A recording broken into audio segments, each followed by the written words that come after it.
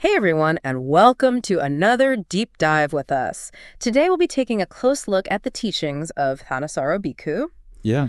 a Buddhist monk whose Dhamma talks, we've been wanting to explore for a while. hmm So we've got a whole bunch of them right here, ready to go. Yeah, we've got a stack of his Dhamma talks, Yeah. and I'm excited to dive in. And, one of the things that I really appreciate about Thanissaro Bhikkhu is that he really emphasizes, like the basics of meditation.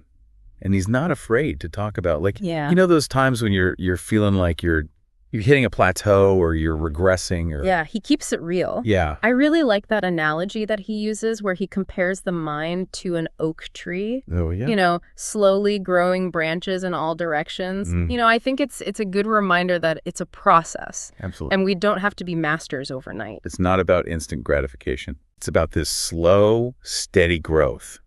And what's cool is that he provides these specific techniques for navigating those different seasons of growth. Oh, totally. Those times when you're feeling stuck. And he talks about developing a mind like Earth. Oh, yeah, I love that. He says, imagine a mind like the Earth receiving everything, good or bad, without being shaken. Yeah. And you can actually practice this, during your meditation, by visualizing yourself as the Earth. Whoa. Letting go of reactions, Yeah. cultivating that unshakable stability. It's like he's giving us a mental tool that we can use. Exactly. For now. Right now. Yeah. And I think that ties into his emphasis on not clinging to the past, even those seemingly good meditation experiences. Yeah. He has this hilarious image that he uses. It's like wanting to eat a piece of cake, but the cake is now in the septic tank. It's so vivid. It is. Okay. Like he's really trying to wake us up and say, hey, the present moment is all that matters. And that's where mindfulness comes in. And he talks about mindfulness as selective memory. Remembering what's useful right now, not getting bogged down in the past or the future. Yeah. That is so helpful because so much of the time, my mind is just off in la la land, worrying about things I can't control. Totally. But Thanissaro Bhikkhu is like, hey, come back to the breath. Come back to this moment. And he links that directly to action. Okay. He keeps saying, focus on the causes for good meditation right now. Yeah. It's not about passively waiting for things to happen. It's about taking responsibility for what we're cultivating in this moment. He talks about, this monk who thought he was doing breath meditation. Right. But he was actually just being equanimous about whatever thoughts arose. Ooh. And the Buddha was like, that's not going to cut it. You're not going to get the results that you want. Wow. So it's not enough to just be observing the breath. You have to You have to engage. really be in it. Yes. Yeah. Okay. That makes me think about his advice on handling distractions, which I always feel like a losing battle for me. He's got this great metaphor where he says the mind is like a room full of chattering people and we don't have to get caught up in every conversation. You can just observe. Yeah, just observe. That they're there. Yeah. You don't have to engage. And he also uses the analogy of baking a cake. Okay. You can't keep pulling it out of the oven to check on it. Right. You have to let it bake. Yeah, you have to trust the process. You have to trust the process. It takes patience. Yeah. So much of this is about patience. Totally. I'm starting to see a theme here. Yeah. He's all about actively shaping our experience. Absolutely. Both in meditation and just in life generally. He even talks about self-motivation in the context of the Buddha's path. Wow. Leaving behind a life of comfort to seek something more. It just makes you wonder what would it look like to bring that kind of radical self-reliance into our own lives? That's a great question. Yeah. And it's something that he explores in depth. He contrasts the customs of the noble ones with what society typically expects of us. Right. And it takes courage. Yeah. It takes courage to prioritize inner peace and liberation over fitting in Totally. and conforming to those expectations. Yeah. And I'm also really intrigued by his story about studying with Ajahn Frang, who rarely offered praise even when he was doing well. Oh, wow. And it really highlights how we can become reliant on external validation. Yeah, for sure. And Thanissaro Bhikkhu had to learn to be his own source of encouragement. Wow. That's awesome. I love these personal stories. It makes it feel so real. Yeah, it does. Okay, so I have to ask about this next one. It's a bit of a curveball. Okay. He talks about finding gladness in contemplating the body's unattractiveness. Yes. It seems so counterintuitive. It does. But he presents it as a pathway to liberation. It is. Okay. And, it's definitely one of those teachings that makes you go, okay, I need to explore this a little bit more. Yeah. But it's not about hating your body.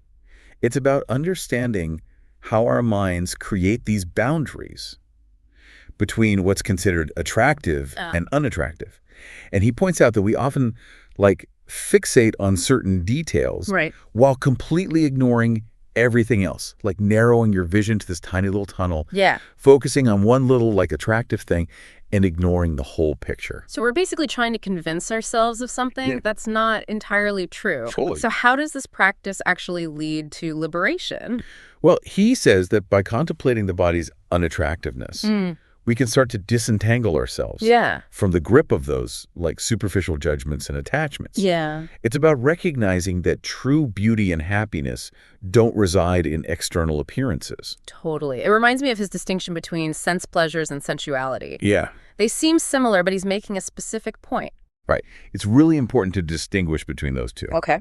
So while the Buddha advocated for mindful engagement with sense pleasures, recognizing that some can be beneficial while others are harmful, he was very clear that the goal with sensuality is complete freedom from its grip. Oh, right. So sensuality, Thanissaro Bhikkhu defines it as that constant obsession with sensual thoughts and fantasies, the endless churning of desire in the mind. Yeah, he's got those. Yeah. He uses vivid imagery. Amazing images. He compares it to a dog gnawing on a bare bone, getting no nourishment, but only the taste of its own saliva. Yeah, I love that one. He also talks about carrying a torch against the wind and getting burned by the very thing you're holding on to. Yes, exactly. So powerful. It really highlights the futility of chasing after those fleeting pleasures. Yeah. So how do we break free from this cycle? Well, Thanissaro Bhikkhu really emphasizes the importance of developing alternative non-sensual pleasures through concentration. He points to jhana, a state of deep meditative absorption, as a source of profound and lasting joy that doesn't depend on external stimuli. It's like there's this whole other world of joy and fulfillment that's available to us beyond the realm of the senses. Yes. Yeah. And that reminds me of that anecdote he shares about students being surprised by his intelligence. Oh, yeah. Because they assumed a monk couldn't be both smart and celibate. Right. And that just shows you Yeah, it's funny, but it's also kind of sad that we have these stereotypes. It's a common misconception that those who choose to renounce sensual indulgence are somehow less intelligent or capable. Yeah. But Thanissaro Bhikkhu actually argues that it takes greater intelligence to overcome lust than to simply give in to it. Totally. It's about understanding the mechanics of desire, seeing through its allure, and having the mental strength to transcend it. It's And that's real intelligence. It's true intelligence. Yes. To understand how all that works. Absolutely. Wow. There's so much to unpack here. I love how he constantly challenges us to think differently. Yes. He even has this phrase, thinking outside the ruts. Oh, yeah. I love that. And he uses this analogy of a car getting stuck in a rut on a road. Oh, yeah. And to get out, you have to crank the wheel hard and break free from that groove. Yes. And it's such a powerful image for how we get stuck in these habitual patterns of thinking. Absolutely. We get fixated on one or two limited options when there might be a whole array of possibilities available to us. Yeah, so he's encouraging us to actively look for those alternative perspectives. Yes. Challenge our assumptions and be willing to question the frameworks that shape our reality. Exactly. I'm starting to see how all these pieces fit together. It all comes together. The self-reliance, the unconventional path, the breaking free from mental ruts. And mindfulness is the key. Yeah. Mindfulness is the key that unlocks it all. By paying attention to our thoughts, recognizing the allure that drives them, we can start to loosen their grip on our minds. It's about cultivating a mind that is open, curious, adaptable. Absolutely. It's an ongoing process. It is. This is so insightful, and I can't wait to dive even deeper into these teachings. Me too. Stay tuned for part 2, where we'll explore even more of Thanissaro Bhikkhu's wisdom. I'm excited. So, one thing that really stands out to me in Thanissaro Bhikkhu's teachings is this emphasis on self-reliance. He's not about following gurus or relying on rituals or anything like that. He's really all about cultivating like inner strength and wisdom. Yeah. And he even uses the term self-starting, which I think is really cool. Yeah, it's like he's saying that we have all the tools that we need within ourselves. Yeah, exactly. And it's interesting how he connects that to the Buddha's own journey. Like leaving behind a life of privilege to seek a deeper truth. He wasn't waiting for someone to tell him what to do. He was like, I'm gonna go for it. Exactly. He took the initiative. Yeah. And Thanissaro Bhikkhu really challenges us to consider what it would look like to bring that same boldness into our own lives. Yeah. Like he even goes so far as to like challenge conventional notions of goodness. Yeah. You know what I mean? Right. Like saying that true greatness lies in recognizing that our minds and hearts deserve more than just fitting in. Totally. It's like he's giving us permission to question the status quo. Yes. To dare to seek something beyond the ordinary. Absolutely. Which makes me think about that story he tells about the woman who was surprised to learn that he'd grown up on a potato farm. Oh, yeah? Before becoming a monk. Yeah. It's funny because it really highlights how we often box people in based on our preconceived notions of who's supposed to be spiritual. For sure. But, Thanissaro Bhikkhu reminds us that the path to awakening is open to everyone. Yeah. Regardless of their background. Yeah. In fact, he points out that many great Buddhist masters came from very humble beginnings. It's so inspiring to see how they defied those expectations. Yeah. And forged their own unique path. Exactly. And it all circles back to that idea of thinking outside the ruts, which he talks about a lot. That's a recurring theme in his teachings. Cool. And he uses this analogy of a car stuck in a rut on a road. Mm-hmm. And to get out, you got to crank the wheel hard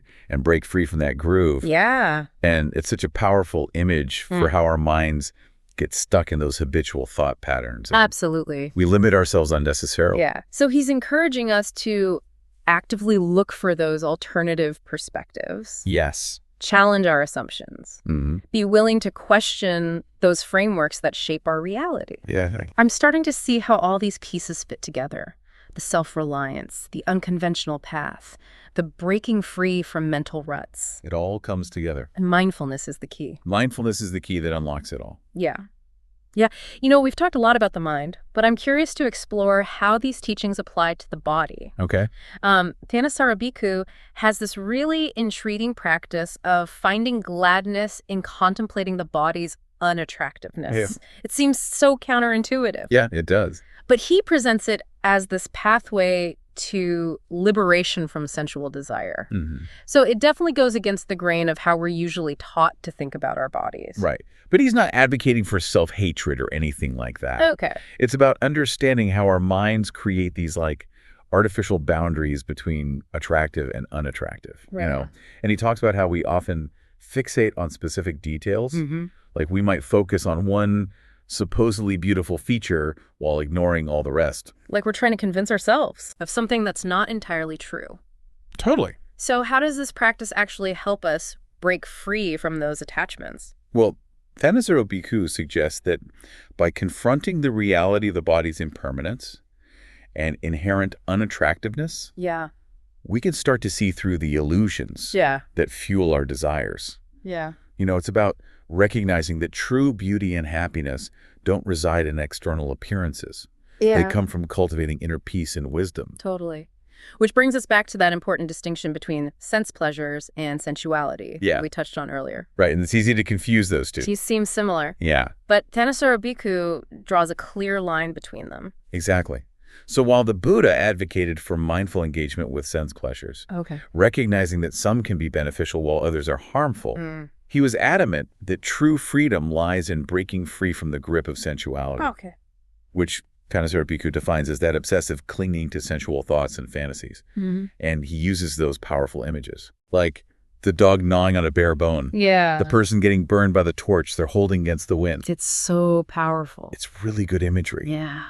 And it illustrates the futility of chasing after those fleeting pleasures. It really drives home the point that those kinds of pleasures ultimately lead to more suffering. Absolutely. So how do we cultivate those alternative non-sensual pleasures Yeah, how do we do that? that he talks about? Well, he emphasizes the importance of concentration. Mm-hmm. And he points to jhana, a state of deep, meditative absorption Yeah. as a source of profound and lasting joy Okay.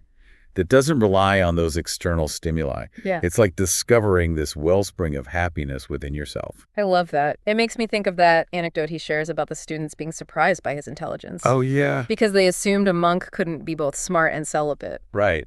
And it's like, come on. It's such a reminder of how much we stereotype people based on our preconceived notions. Yeah, we really do.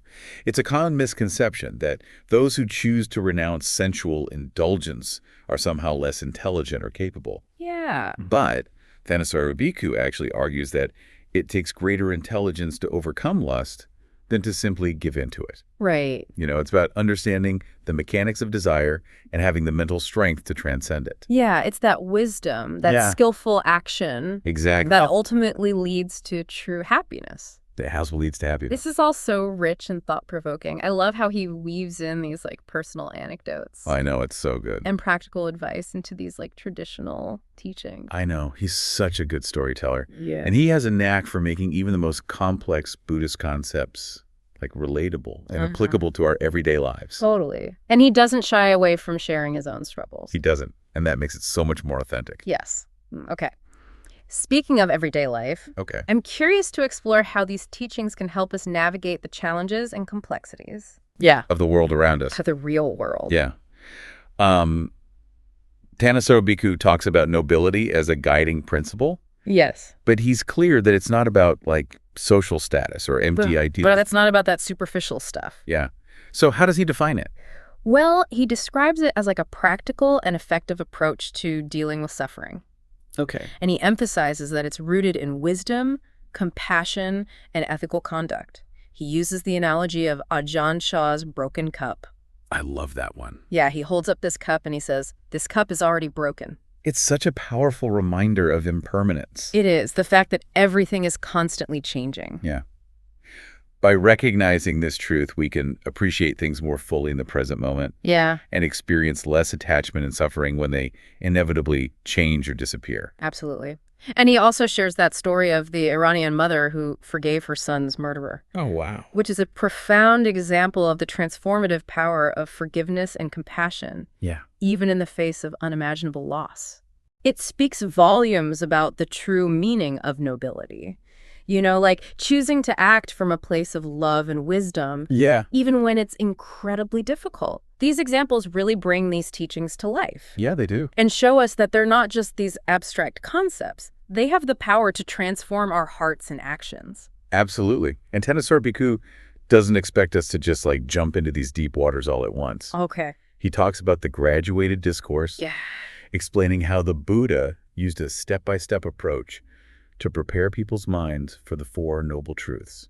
Yeah, it's fascinating to see how the Buddha tailored his teachings to meet people where they were at, you know, gradually guiding them toward a deeper understanding Very skillful. of the Dharma. Yeah. And he often started by talking about generosity and virtue, the benefits of a wholesome life. Right. And then gradually leading them Yeah. toward a deeper understanding of suffering and the path to its end.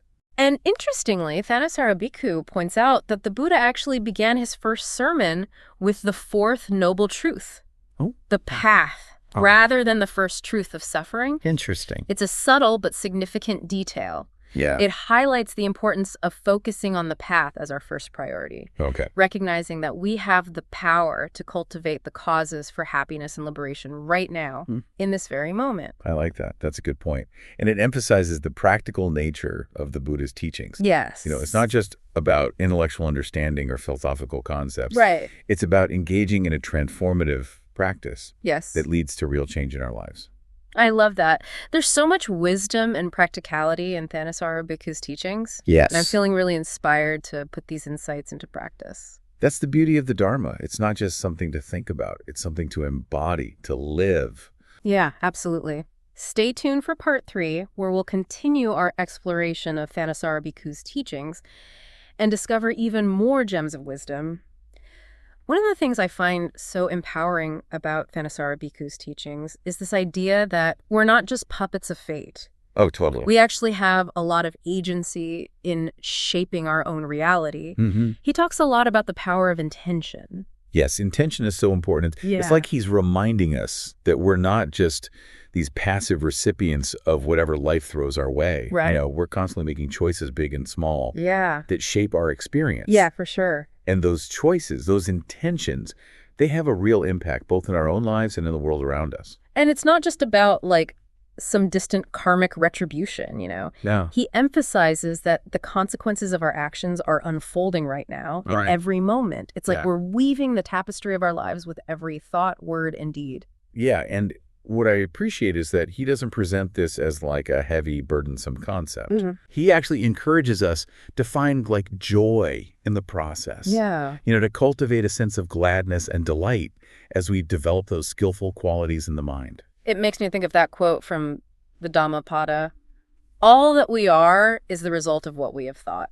Oh, yeah. It's such a good reminder that we have the power to create positive change, to cultivate happiness and well-being through our intentions and actions. And sometimes that means challenging ourselves to step outside of our comfort zones, to look at things from a different perspective. Right. Thanissaro Bhikkhu's teachings about finding gladness and contemplating the body's unattractiveness. Yeah. That's a perfect example of this. It's so counterintuitive at first glance. It is. Yeah. But when you dive into it, Yeah. it's really about recognizing that true happiness doesn't come from chasing after those fleeting pleasures. Definitely. It comes from cultivating inner peace Yeah. and freedom from those attachments. Yeah. And it's about waking up to the reality that our happiness doesn't depend on external appearances or possessions. Yeah. It comes from within. From within. And that's a much more stable Yeah. and lasting source of joy. Totally. I'm also struck by how Thanissaro Bhikkhu seamlessly weaves together like traditional Buddhist teachings with insights from modern psychology. Oh, yeah. His discussion of mental ruts, for example, really resonated with me. Huh. It's like he's describing those cognitive biases that we all get caught up in. Yeah. He's brilliant at using those metaphors and analogies to make these complex concepts so accessible. Yeah. And he provides practical tools like mindfulness and meditation for recognizing those mental ruts and breaking free from those limiting patterns. It's about developing that mental flexibility. Yes. And clarity, Yeah. Learning to question our assumptions and explore those new possibilities. Absolutely. And it's not just about our own personal growth and well-being. Right. Thanissaro Bhikkhu emphasizes the importance of living a noble life, which he describes as this way of being in the world that's rooted in wisdom, compassion, and ethical conduct.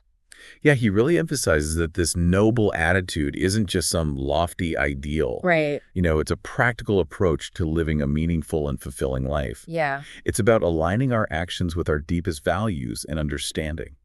His teachings offer such a rich and multifaceted path. Yeah, they do. I'm feeling so grateful for the wisdom and clarity he shares. You too. It's like he's giving us a roadmap for navigating the complexities of life with more skillfulness, compassion, and joy. Couldn't have said it better myself. And as we wrap up this deep dive, Yeah. I'm left with this thought-provoking question that Thanissaro Bhikkhu poses. If you knew how to train your mind to be free from suffering, how would you live your life differently? That's a good question. It's an invitation to reflect on our own values, choices, and aspirations. Yeah. And to consider how we can embody these teachings in a way that truly transforms our lives and the world around us.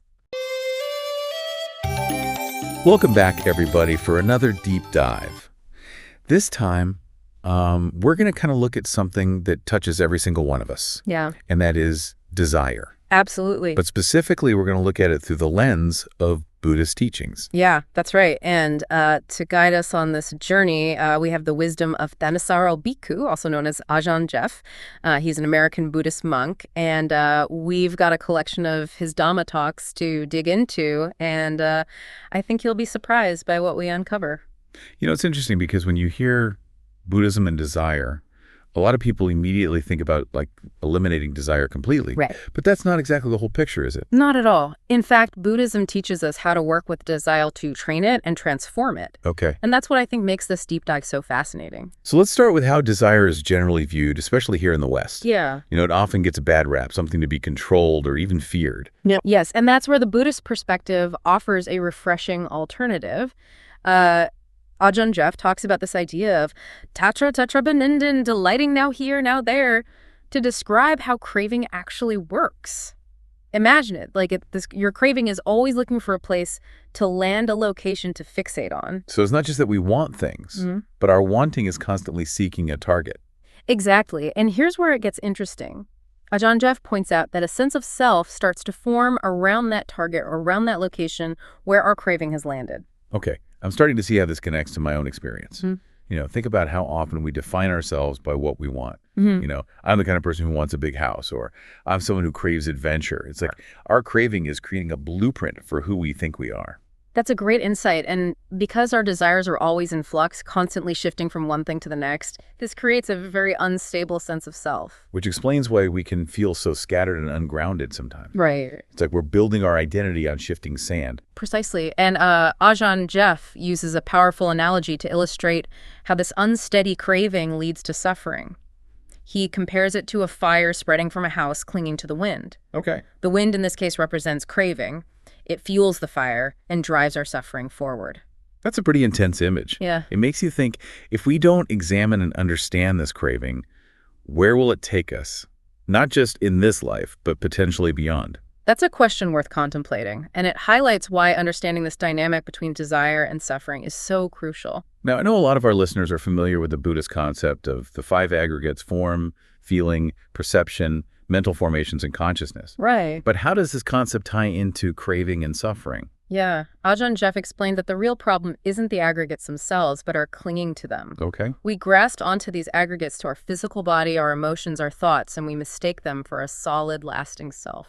It's like we're constantly trying to build a fortress out of Lego bricks, even though we know deep down that it can topple over at any moment. That's a great way to put it. And this clinging, this grasping onto the aggregates is what keeps us trapped in the cycle of suffering. And the thing is, this clinging is so ingrained in our experience, isn't it? We're conditioned from a young age to feed on the world, to constantly take in and try to satisfy our desires. But you're saying that's actually what's causing the suffering in the first place. It's so counterintuitive. It is counterintuitive, but it's a profound insight.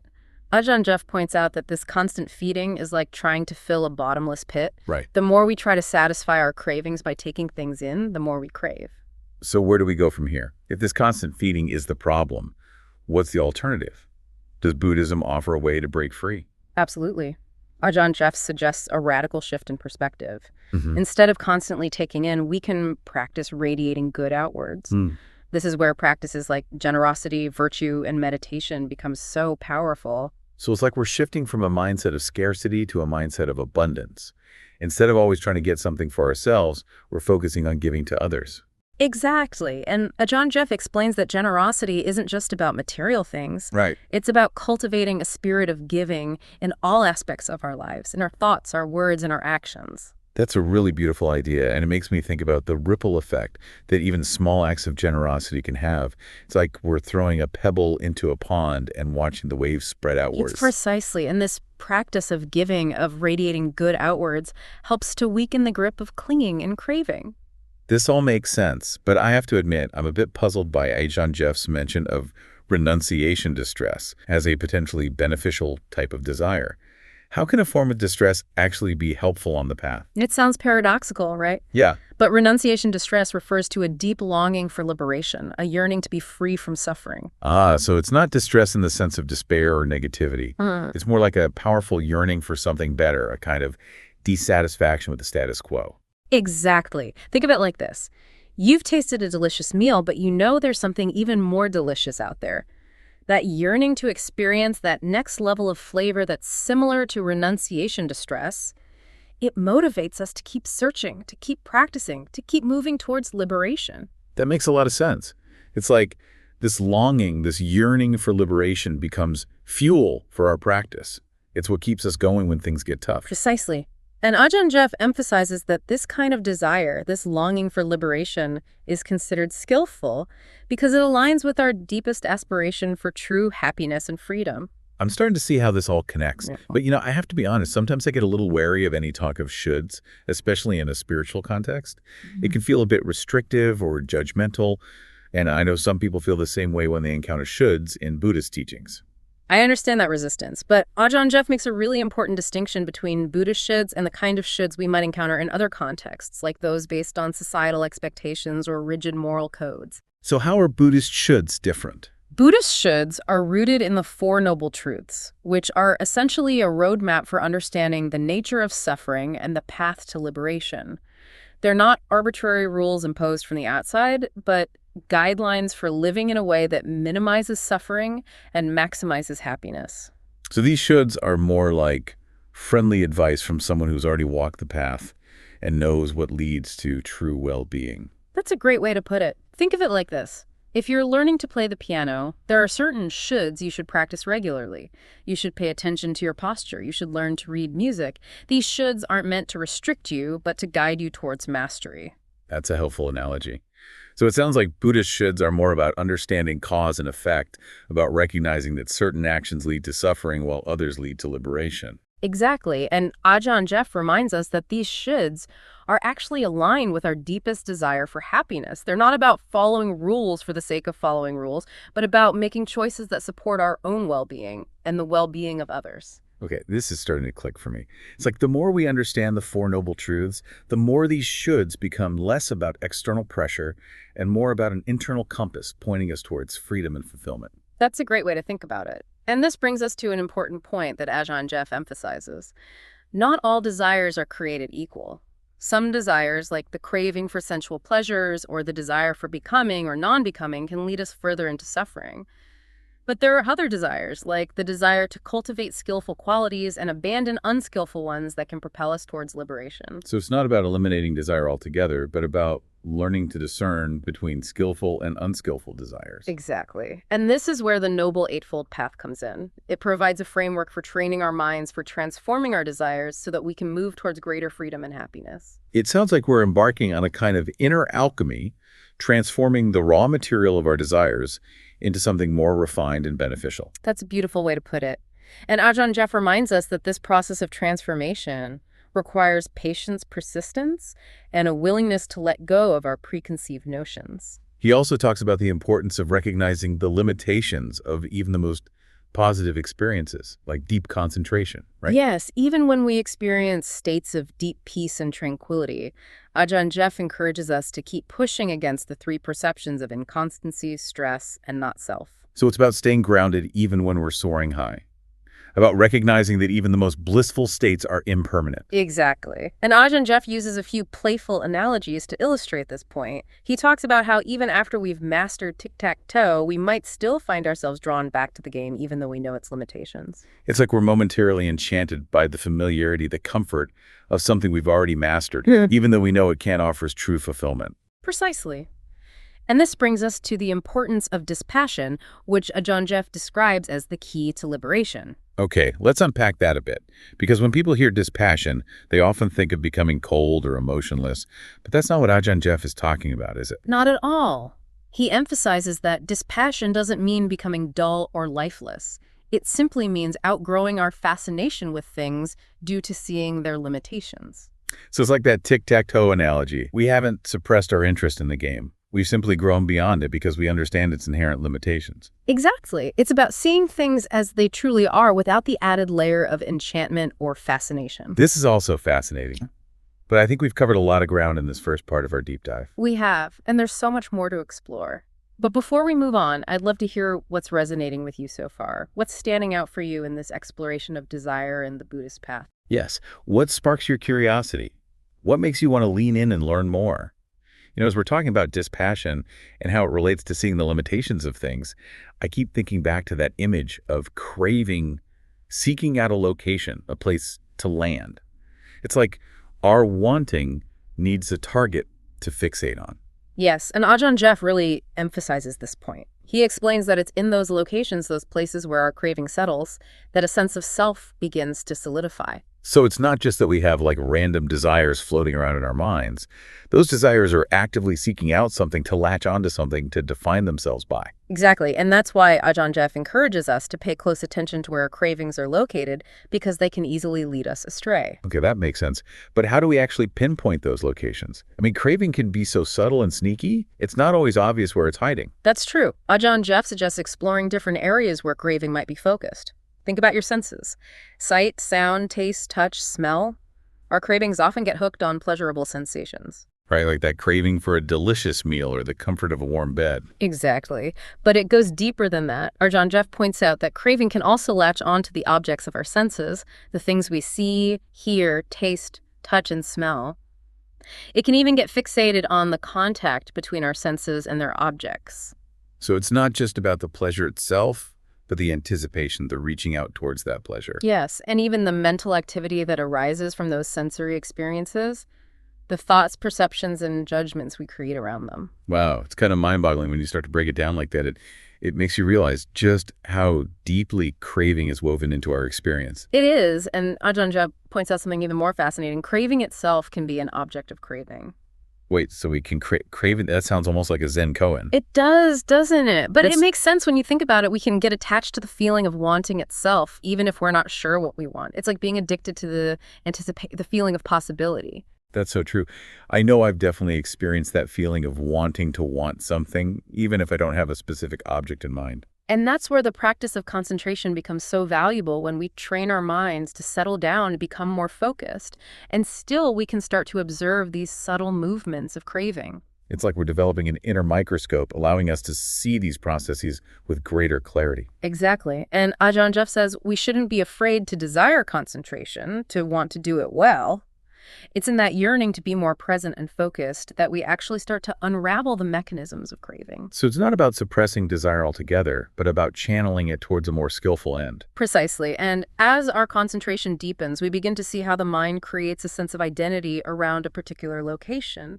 We see how the mind constructs the sense of me as the meditator, separate from the experiences arising within. That reminds me of something Ajahn Jeff said about how when we're truly free from craving, there's no longer any sense of location. It's neither here nor there, nor in between.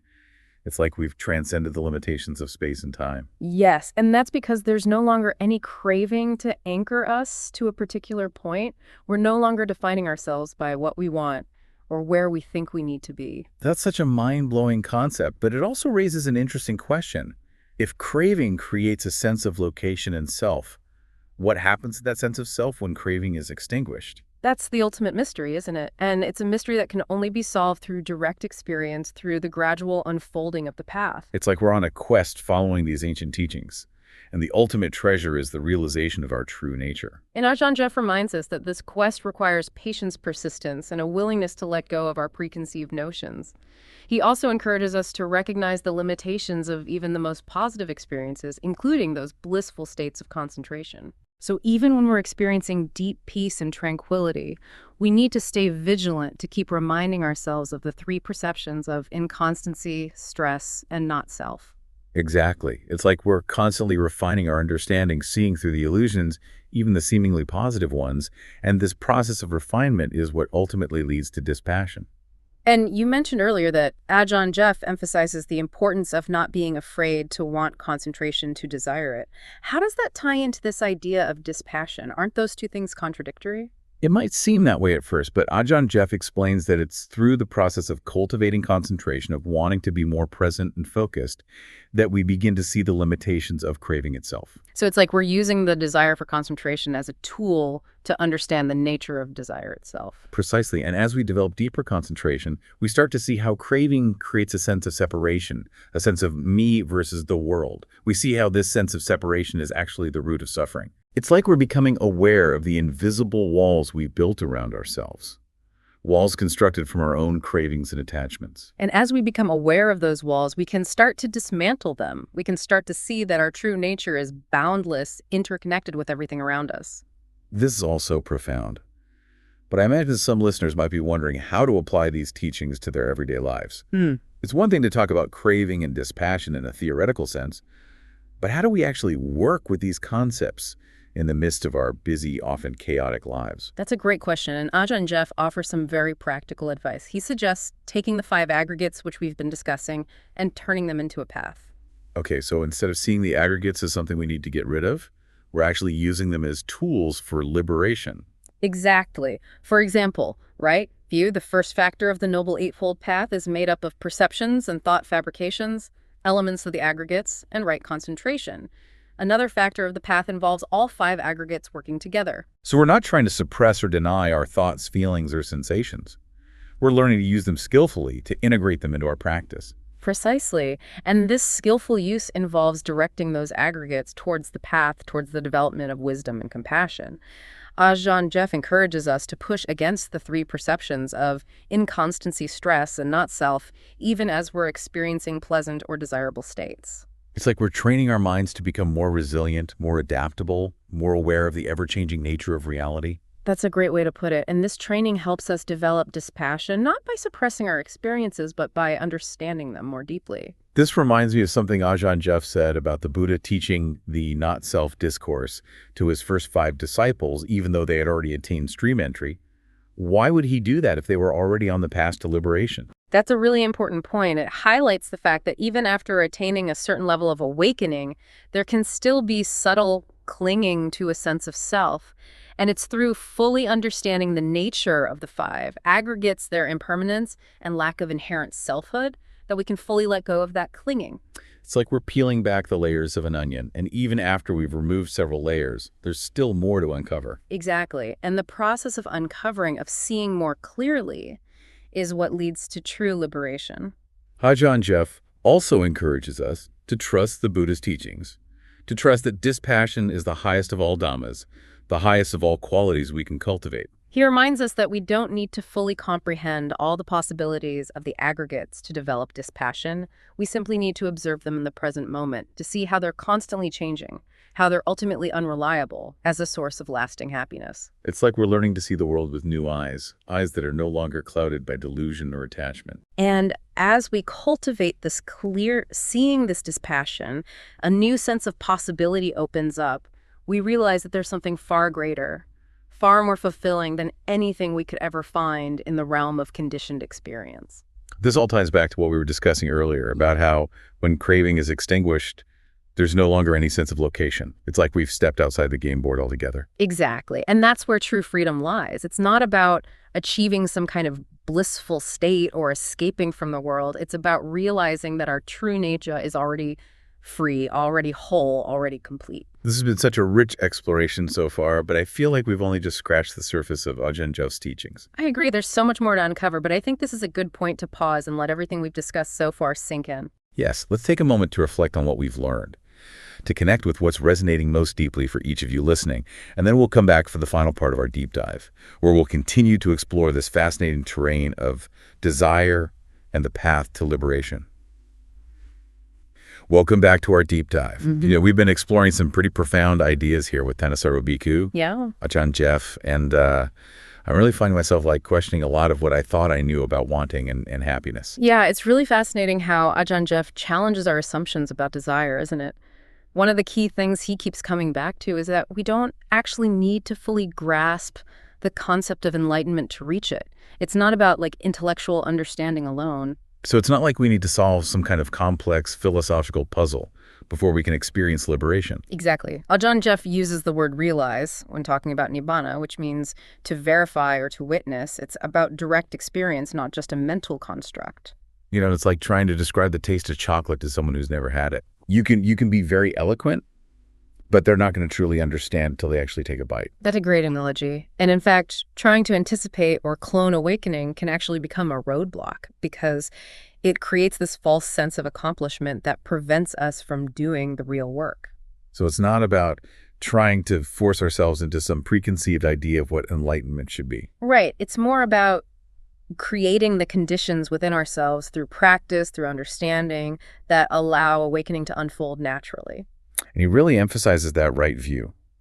The first factor of the Noble Eightfold Path is just the starting point. It needs to be made truly right by developing the other 7 factors of the path. Yeah, it's about embodying those right views, putting them into practice in every aspect of our lives. So Ajahn Grafe also encourages us to focus on comprehending suffering.